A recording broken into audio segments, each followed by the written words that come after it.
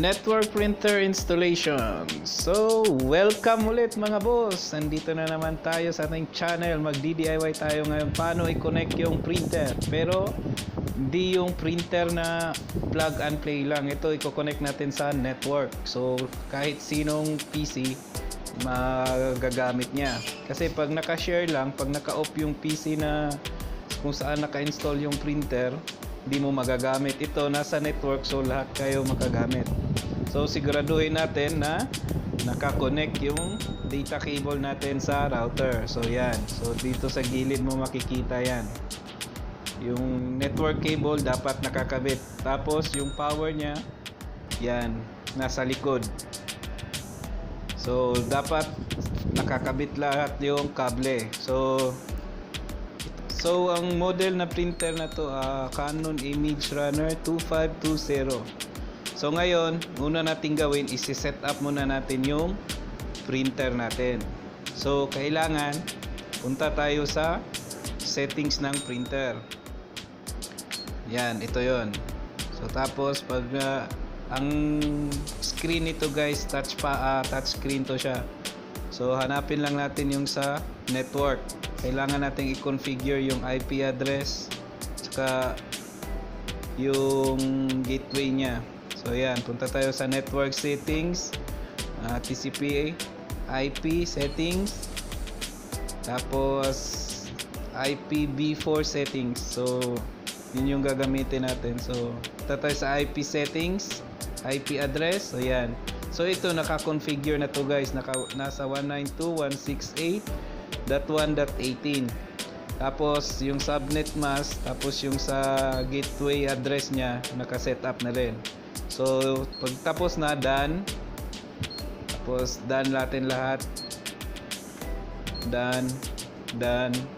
Tapos done. So yun, okay na yun. Nakuha na natin yung IP address or na-set up na natin yung IP address ng printer natin. Yung printer na to guys, pwedeng mag-copy, pwede kang mag-send, pwede ring scanner. So try natin yung photocopy nya.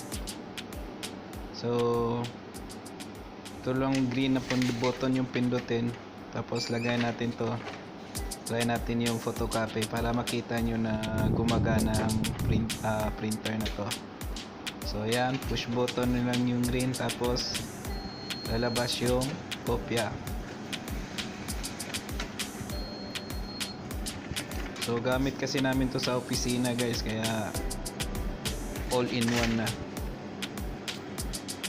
So okay na yung printer. Ngayon, ang una nating gawin, punta tayo sa PC natin, tapos i-download natin yung software o driver ng printer.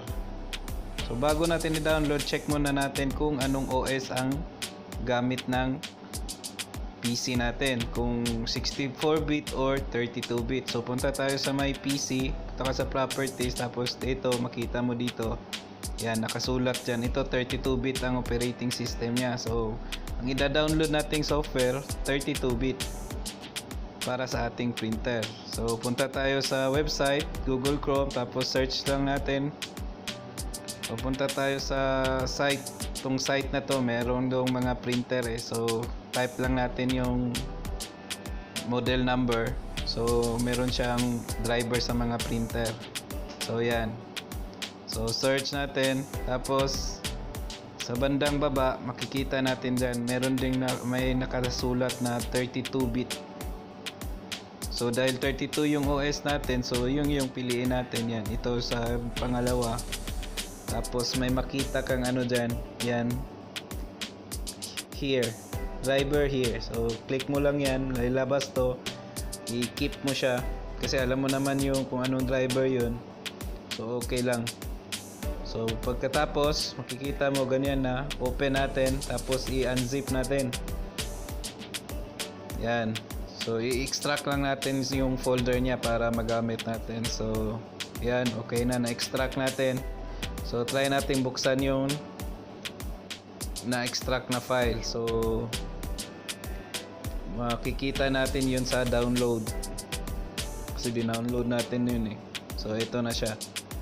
Yan, naka-folder na siya, naka-extract siya. So ito, So okay na, mayroon na tayong driver. Hindi ganyan yung pagka-install natin na i-set up lang. So close natin yung browser. Punta tayo ngayon sa control panel. So punta tayo sa File Explorer, Control Panel. Tapos click natin tong Hardware and Sound. Yan. Click mo lang yan. Tapos add a printer. Yan. Click mo yan. Add printer. Tapos may lalabas na Windows. Yan, mag-search. So, type na natin kasi alam naman natin yung IP address. Click lang natin dito.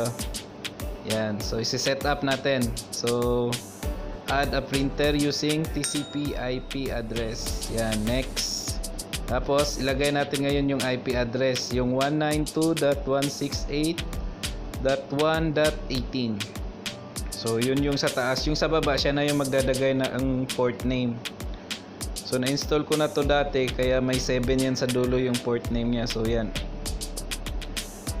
Yun yung importante, yung IP address. So next natin, tayin lang natin siya na mahanap niya yung IP address na yun. So yan. So na-detect na niya yung printer. So i-install na niya yung driver ng printer niya.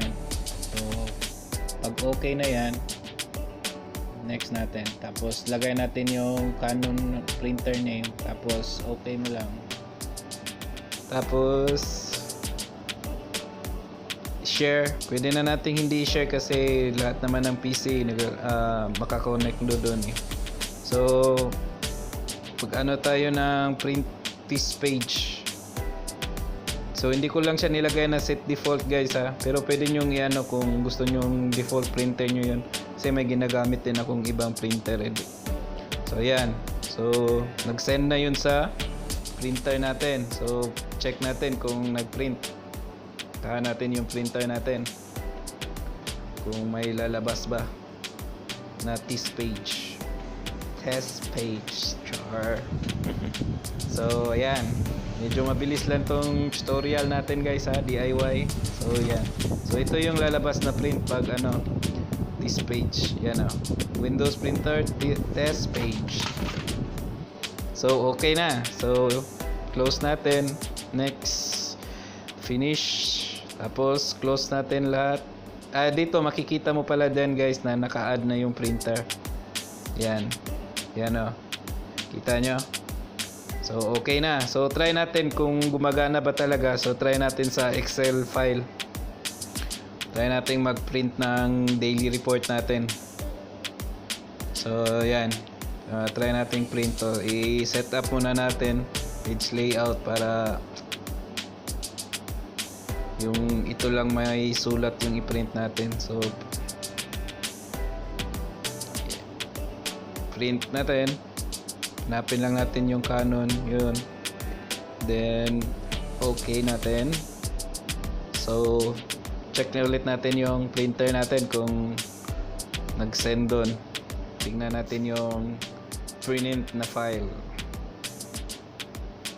Mga boss, huwag nyo palang kalimutan na mag-like and share tayo para marunong din yung iba connect ng printer sa network. Hindi na yung naka-share lang kasi pag naka-share, pag naka-off yung PC, di magamit yung printer. So, mas maganda naka-network. So, okay yung file natin. Nag-print na yung Excel. So, thank you guys. I hope nakatulong to.